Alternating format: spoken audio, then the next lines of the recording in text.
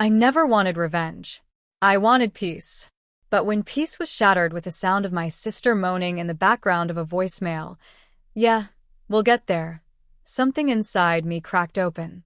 Let's rewind. My name's Bryn, 29, Midwest born and raised, currently living in Denver. I've always been the stable one in the family. Predictable, organized, loyal to a fault. I work in UX design. Nothing glamorous, but I've worked hard for everything I have. Then there's my younger sister Kaylee, 26, influencer in the making. Think pastel Instagram grids, self-care quotes, and accidental thirst traps. The kind of girl who gets free skincare just for existing. She's always been a little wild, but I never doubted her loyalty. Until she gave me a reason to. Enter Nathan, my fiancé. We met at a product design summit 3 years ago. Witty, charming, a little pretentious, but in a way that made you think he was just misunderstood. He had the kind of ambition that could fill a room. We started dating, and within 2 years, he proposed with his grandmother's ring. Vintage. Elegant. Perfect. At least I thought it was perfect. Fast forward to April. We were deep in wedding planning chaos.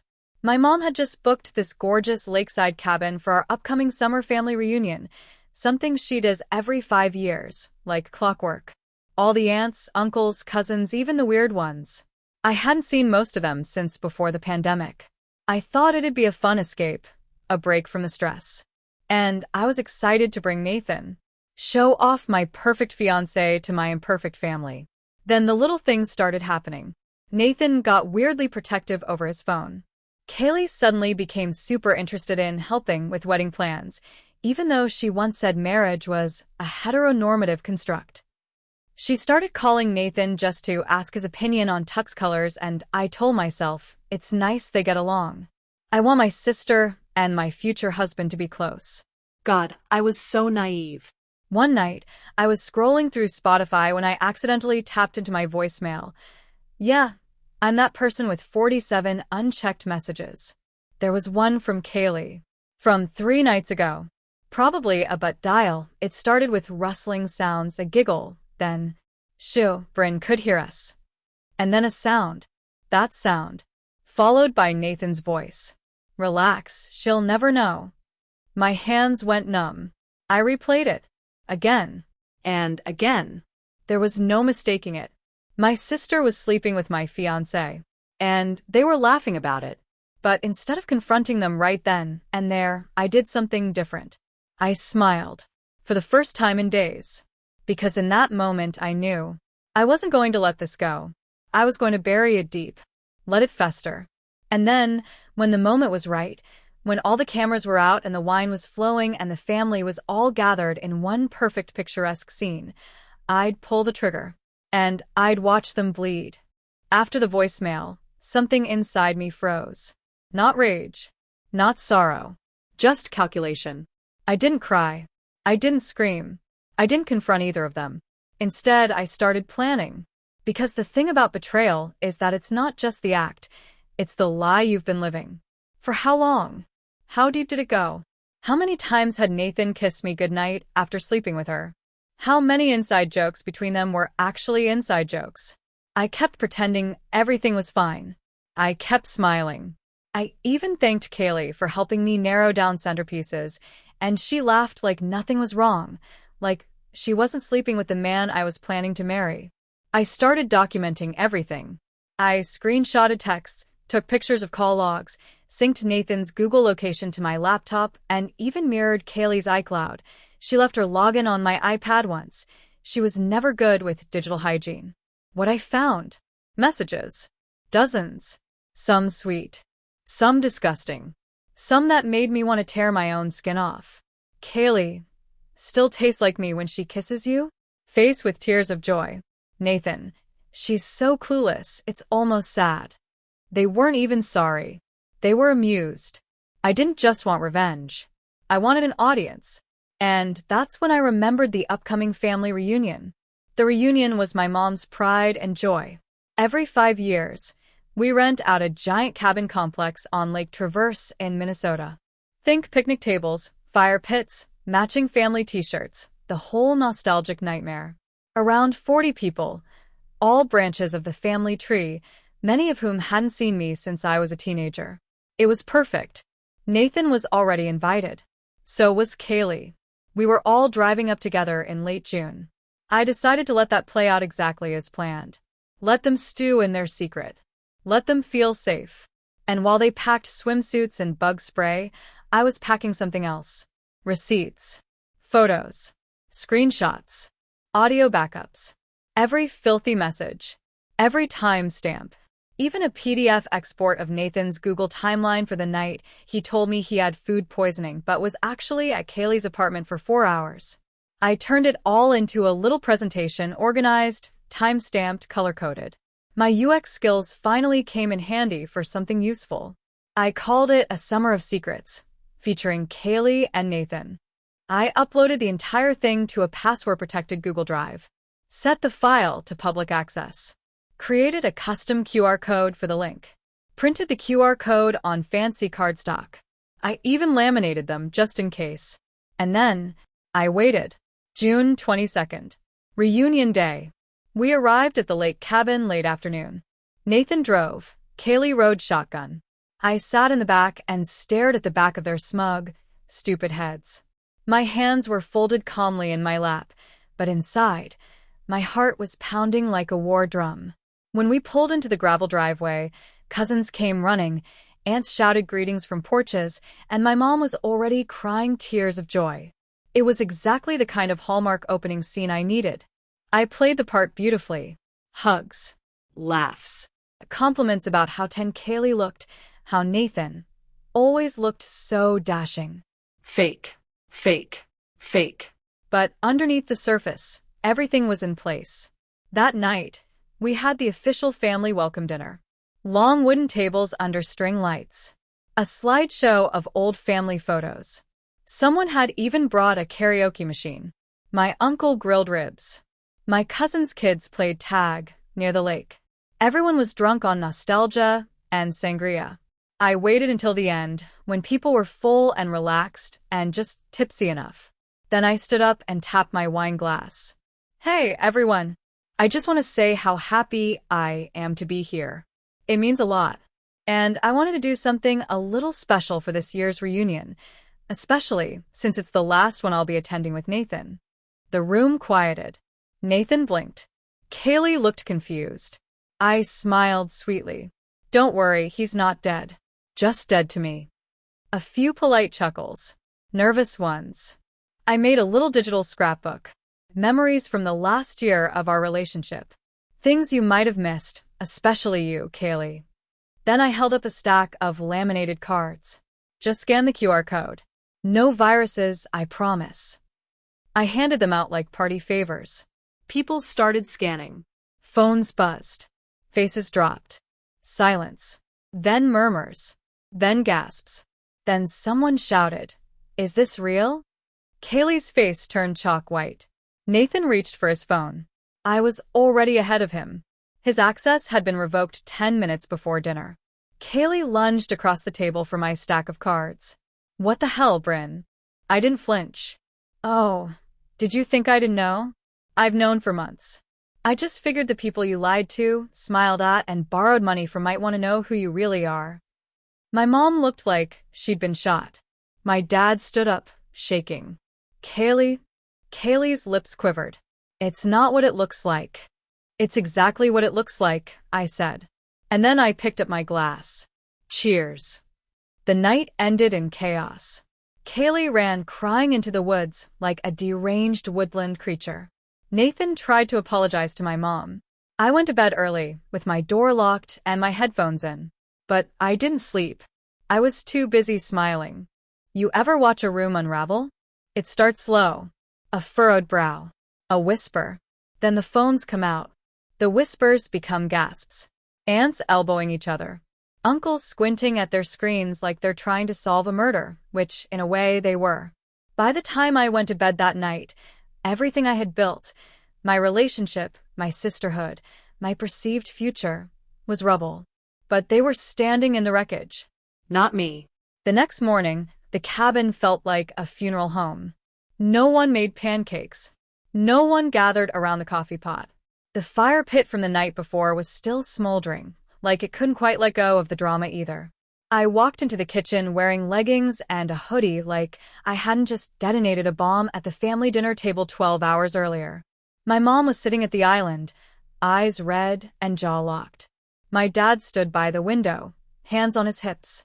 Kaylee was nowhere in sight. Nathan was on the back porch, chain smoking and pacing like a man waiting for a verdict. I poured myself coffee. No one spoke. And then my mom said, "Was that really necessary, Bryn?" Not. "Are you okay?" Not. "How could they do this to you?" No. Just a reprimand. Like I'd spilled red wine on a white rug. I turned slowly. "You mean exposing the fact that your younger daughter was sleeping with my fiancé behind my back for over a year?" "Yeah. It was necessary." Her lips trembled, but she said nothing. That's when my dad stepped in. "Kaylee's packing. She's leaving this afternoon." "Where's she going?" I asked, pretending to care. "She said she was going to stay with Amber." Amber was Kaylee's friend from college. Also her weed dealer, personal cheerleader, and spiritual coach. Of course. I sipped my coffee and said, "Good. I hope she finds all the inner peace she can afford." My mom stood up, voice sharp. "Bryn, she's still your sister." "No," I said. "She used to be my sister. Now she's just a stranger with matching DNA." She had no comeback. She just walked out of the room like the tension was my fault. Later that afternoon, I was sitting on the dock reading a book, or pretending to, when I heard Kaylee's suitcase wheels crunching against the gravel. She was walking toward her car with sunglasses on, and a hoodie pulled up like some kind of disgraced celebrity. She paused when she saw me. Her voice cracked. "You couldn't have just talked to me?" I looked up from the book slowly. "You mean like how you talked to me about King, my fiancé?" She flinched. "I didn't plan it," she started. "Stop. Don't insult me. Don't you dare try to make this anything but what it was." She bit her lip. Her voice dropped. "He said he didn't love you anymore." "Oh, so it's okay to betray your sister as long as your moral compass is taking directions from a liar with a receding hairline?" She started crying, but I felt nothing. It wasn't like watching a sister break down. It was like watching an actor flub a line, detached, awkward, not my problem. "You didn't have to humiliate me," she whispered. I stood up, walked toward her. I didn't raise my voice. I didn't cry. I just said, "You made your choices." All I did was turn the lights on. If you don't like what people saw, that's not my fault. She left without another word. As for Nathan, he didn't even try to talk to me until 2 days later. I was helping my cousin pack up coolers when he cornered me by the recycling bins. "You really think you're the hero in all this?" I actually laughed. I never said I was the hero. I'm just not the idiot who thought I would notice. He ran a hand through his hair, something he always did when he was cornered. "You were never present, Bryn. You were always so focused on planning everything. Schedules, budgets, the wedding, the future. I felt like a prop in your life. And Kaylee made you feel like a man, huh?" He had the audacity to nod. "Yeah, actually. She listened to me." I smiled. "Of course she did. Because she's been competing with me since we were kids. She didn't want you, Nathan. She just wanted to take something that was mine. Congratulations. You're the human equivalent of a plastic trophy." His face dropped. "That one cut. By the way," I added, "you should probably start looking for a new job." "What?" he blinked. "Yeah. "Remember how your company's family run? And how your CEO's niece is married to my cousin Cameron?" He froze. I leaned in. She saw the drive. Said she showed it to her uncle. Said they don't want someone who lacks judgment representing their brand. That was true, by the way. Cameron texted me the night after the reveal and said, "Want me to light his career on fire too?" I didn't even ask her to. She volunteered. Nathan stumbled back like I'd slapped him. "You're insane." "No. I'm just done letting people step on me and walk away clean." He left the next morning.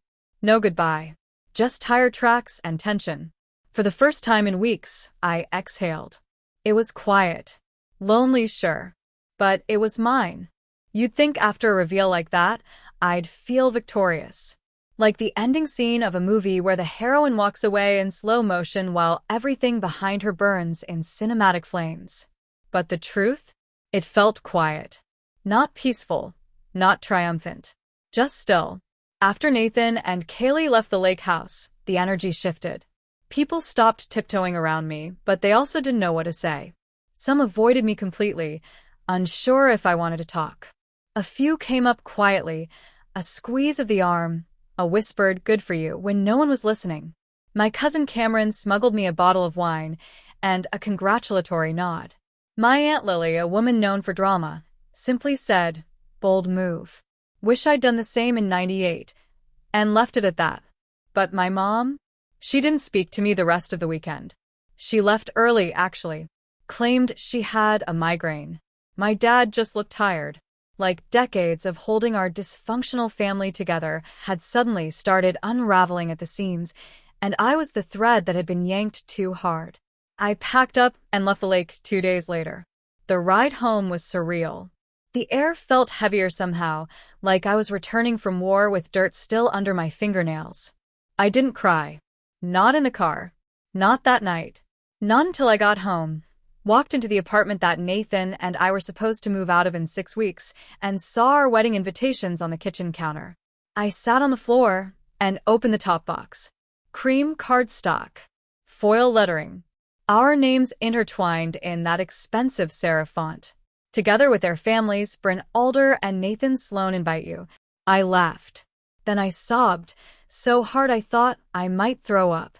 Because here's the thing no one tells you about revenge. Even when it's justified, even when it's surgical, even when it works, it doesn't take away the loss. I didn't miss Nathan.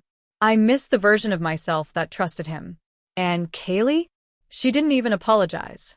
Not once. She posted a cryptic Instagram story 3 days later. Some people only love you when you're silent.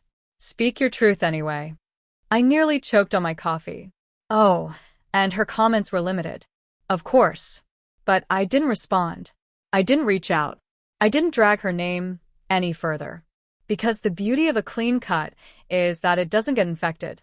A week later, I canceled the wedding venue, the caterer, the dress fittings. Most of them were surprisingly kind about it. One even said, "This actually happens more often than you'd think." That was weirdly comforting. Then something unexpected happened. I got a call from Kaylee's ex, Derek. We hadn't talked in years, not since she cheated on him, too. Yes. Ironic. He said, "I heard what happened. I just wanted to say, you handled it better than I ever could have." We ended up grabbing a drink. Then two. Then dinner. Don't get excited. We didn't fall into each other's arms or anything, but we did laugh. For the first time in a long time, I didn't feel like someone's fool. I just felt human again. 3 months later, I'm still picking up the pieces. Therapy helps. Long walks. I deleted all the wedding emails. I unsubscribed from the bridal sites. I got a tattoo, small, just 3 black birds flying upward on my ribcage. Freedom. Kaylee tried to contact me once, about a month after the reunion. A short text. "Can we talk?" I didn't answer. Because here's the real revenge. I moved on. No more yelling. No more justifying. No more pretending we're sisters just because we share blood. Family is earned. And she tore up that contract with every lie, every secret text, every bed she let Nathan into. I mailed her back her childhood journals she left in my apartment. No note. Just the box. Taped shut. Labeled. Return to sender. Last I heard, Nathan lost his job. Turns out, sleeping with your fiancé's sister and getting outed in front of a multi-generational audience doesn't look great to conservative board members. He's living with a college buddy in Chicago. No ring. No job. No wedding. Me? I'm still in Denver. Still designing apps. Still drinking too much coffee and getting annoyed at cyclists on the trail. But I'm lighter. I don't check Nathan's socials. I don't stalk Kaylee's stories. Because revenge isn't about the explosion. It's about the silence that follows. The silence where they sit with the truth of what they did. And you just keep living. Better. Stronger. Louder. Without them,